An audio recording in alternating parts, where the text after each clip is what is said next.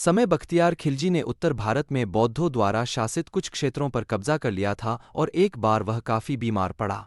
उसने अपने हकीमों से काफ़ी इलाज करवाया मगर वह ठीक नहीं हो सका और मरणासन्न स्थिति में पहुंच गया। तभी किसी ने उसको सलाह दी कि वह नालंदा विश्वविद्यालय के आयुर्वेद विभाग के प्रमुख आचार्य राहुल श्रीभद्र को दिखाए और इलाज करवाए। परंतु खिलजी इसके लिए तैयार नहीं था। उसे अपने हकीमों पर ज्यादा भरोसा था।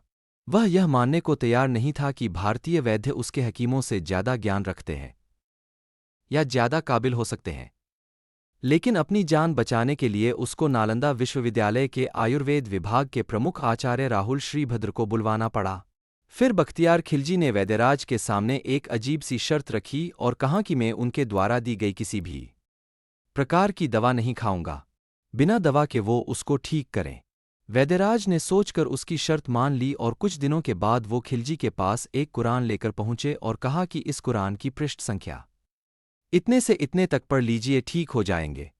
बख्तियार खिलजी ने वैद्यराज के बताए अनुसार कुरान को पढ़ा और ठीक हो गया था।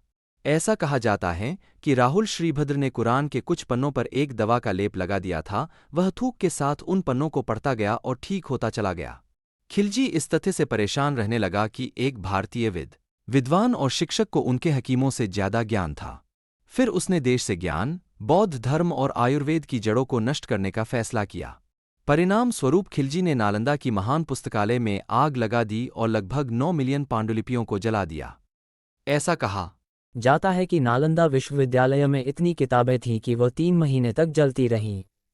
इसके बाद खिलजी के आदेश पर तुर्की आक्रमणकारियों ने नालंदा के हजारों धार्मिक विद्वानों और भिक्षुओं की भी हत्या कर दी। ये कहानी सच पर आधारित है। यदि आपको अच्छा लगा है तो लाइक एंड सब्सक्राइब करें।